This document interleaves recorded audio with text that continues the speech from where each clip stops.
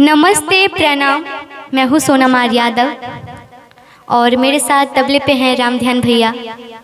और अभी मैं एक निर्गुण भजन सुनाने जा रही हूँ, भंवरवा के तोहरा संग जाई।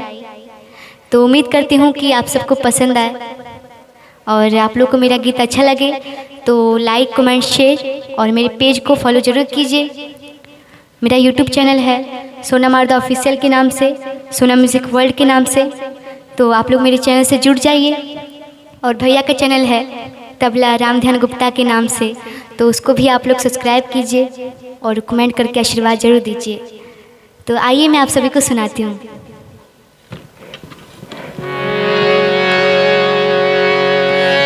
भंवरवा के तोहरा संग जाई, भंवरवा के तोहरा संग जाई, के तोहरा संग जाई, भंवरवा के तोहरा संग जाई, भंवरवा के तोहरा संग जाई।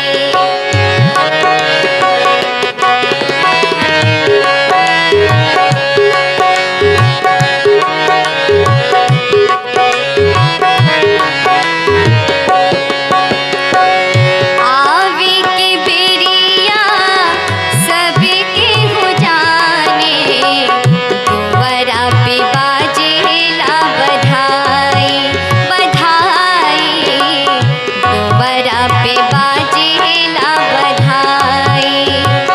आवे के बेरिया सबके हो जाने, दुआरा पे बाजेला बधाई बधाई, दुआरा पे बाजेला बधाई। जाए के बेरिया केहू न जाने, जाए के बेरिया केहू न जाने, हंस अकेले चल जाई, भंवरवा के तोहरा संग जाई, भंवरवा के तोहरा संग जाई।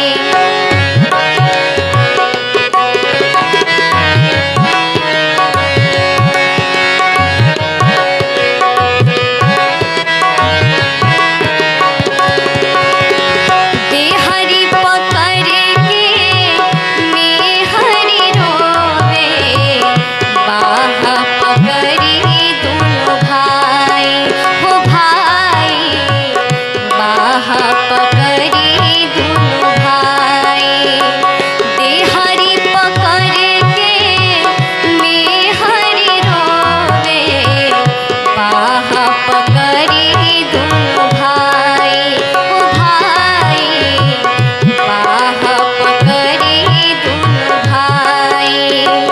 बीच अंगनवा माता जी रोवे, बीच अंगनवा माता जी रोवे, बबुआ के होखेला विदाई, भंवरवा के तोहरा संग जाई, भंवरवा के तोहरा संग जाई।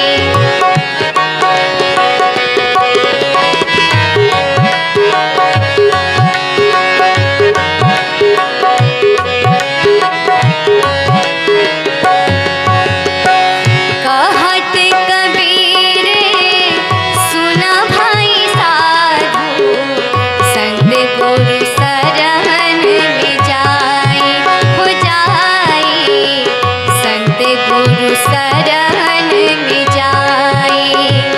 कहत कबीर सुना भाई साधु, संत गुरु शरण में जाई हो जाई, संत गुरु शरण में जाई।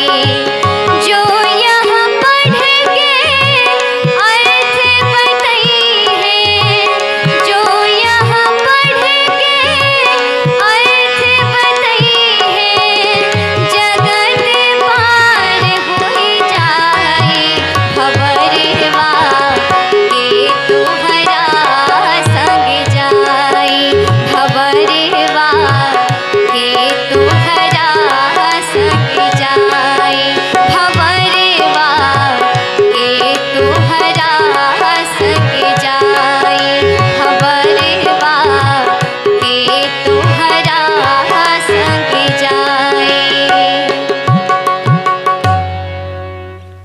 धन्यवाद आप सभी को।